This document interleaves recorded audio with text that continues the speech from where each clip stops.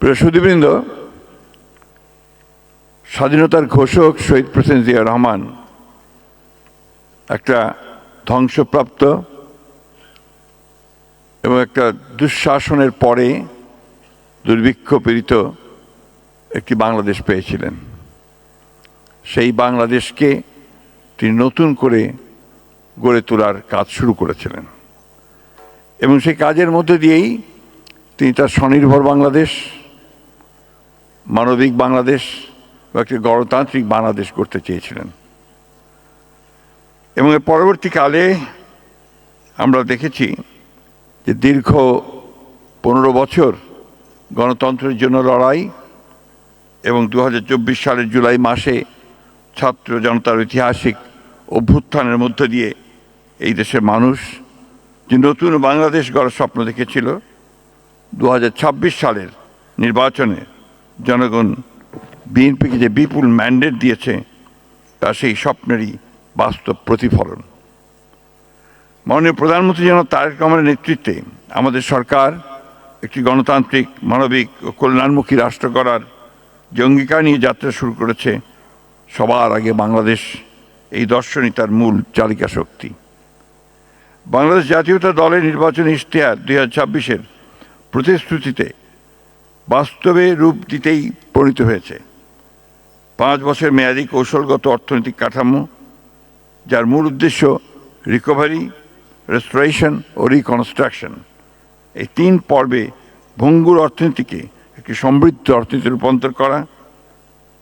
আমার বিশ্বাস 2034 সালের মধ্যে এই $1 ট্রিলিয়ন অর্থনীতি গড়ার যে স্বপ্ন আমরা দেখছি তার ভিত রচিত হবে গ্রাম থেকে, ইউনিয়ন পরিষদ, উপজেলা ও পল্লী অঞ্চলের প্রতিটি মানুষের অংশগ্রহণের মধ্য দিয়ে।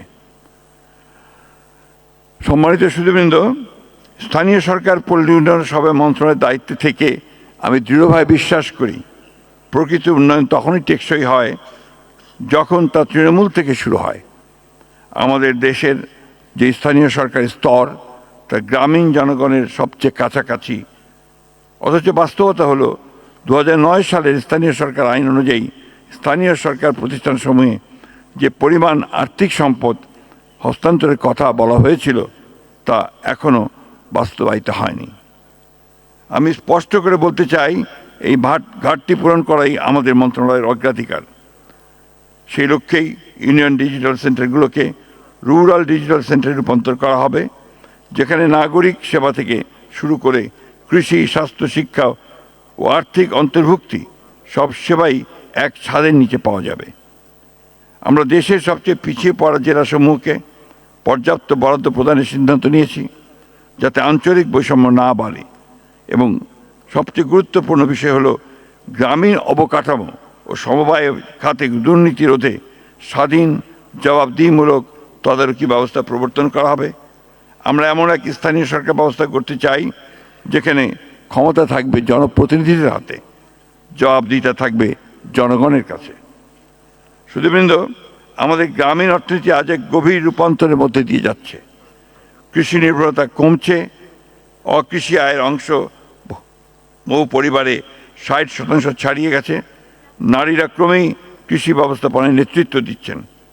এই লক্ষ্যে আমরা এক গ্রাম এক পণ্য, 1 ভিলেজ 1 প্রোডাক্ট কর্মসূচি চালু করেছি, যেখানে প্রতিটি গ্রাম তার নিজস্ব সম্পদ, দক্ষতা, ঐতিহ্য অনুযায়ী একটি পণ্য বেছে নিয়ে উৎপাদন থেকে বাজারজাতকরণ পর্যন্ত সম্পূর্ণ মূল্য শৃঙ্খল করে তুলবে।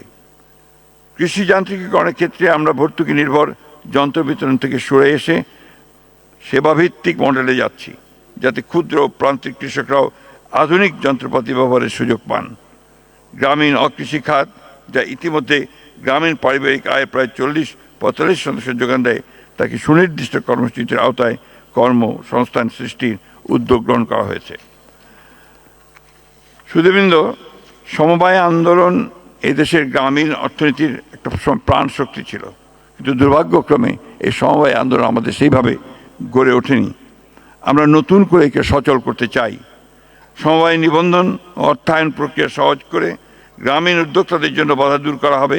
তার পাশাপাশি স্বচ্ছতা নিশ্চিত করতে একটি জাতীয় ডিজিটাল সমবায় নিবন্ধন ব্যবস্থা গড়ে তোলা হবে, যা কিনা নির্বাচনী ইশতেহারে আমাদের দেওয়া গ্রামীণ সমবায় পুনরুজ্জীবনের অঙ্গীকারী বাস্তবায়ন। জাতিসংঘের 2030 এজেন্ডা বাস্তবায়নের প্রতি আমাদের সরকারের দৃঢ়ভাবে অঙ্গীকারবদ্ধ, কিন্তু আমি বিশ্বাস করি এসডিজি অর্জনের প্রকৃত পরীক্ষা হয় জাতীয় নীতিতে নয়, গ্রামের মাটিতে। জাতীয় পর্যায়ে নির্ধারিত 39+1 অগ্রাধিকার লক্ষ্যমাত্রাকে স্থানীয়করণ করাই এখন সবচেয়ে বড় চ্যালেঞ্জ।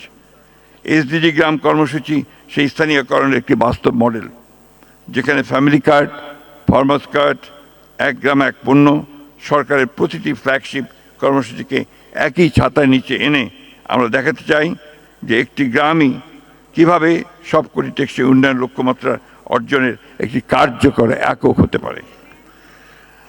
মাননীয় প্রধানমন্ত্রী বলেছেন আমাদের একটি পরিকল্পনা আছে, তাই আমরা এমন একটি বাংলাদেশ করতে চাই যেখানে গ্রামের একজন কৃষক, একজন জেলে, একজন তাঁতি কিংবা একজন গৃহিণী প্রত্যেকেই রাষ্ট্রের উন্নয়নের অংশীদার হবেন। উপকারভোগী মাত্র নয়, দুর্নীতিমুক্ত, স্বচ্ছ ও জবাবদিহিমূলক স্থানীয় সরকার প্রতিষ্ঠা করাই আমাদের অঙ্গীকার, যেখানে প্রতিটি টাকার হিসাব থাকবে জনগণের কাছে। আমি আশা করি এই জাতীয় সম্মেলন থেকে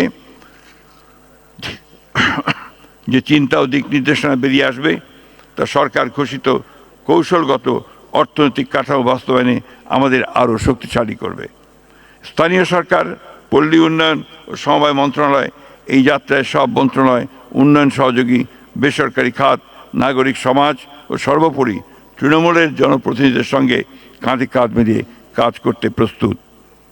আসুন আমরা সবাই মিলে গ্রাম থেকে শুরু করে একটি সমৃদ্ধ, ন্যায্য ও গণতান্ত্রিক বাংলাদেশ গড়ে তুলি। আল্লাহ হাফেজ। বাংলাদেশ জিন্দাবাদ।